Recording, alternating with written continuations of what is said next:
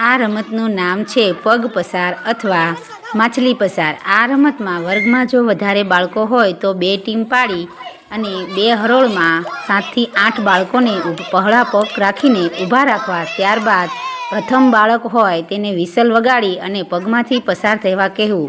આ રીતે તમામ બાળકના પગમાંથી પસાર થઈ અને હરોળના છેલ્લે ઊભું રહેવું। આ રીતે તમામ બાળકો વારાફરતી પગમાંથી પસાર થઈ અને અંતે ઊભા રહે। હરોળના જે પહેલા બાળકો પૂર્ણ થઈ જાય તે ટીમ વિજેતા જાહેર કરવામાં આવે છે।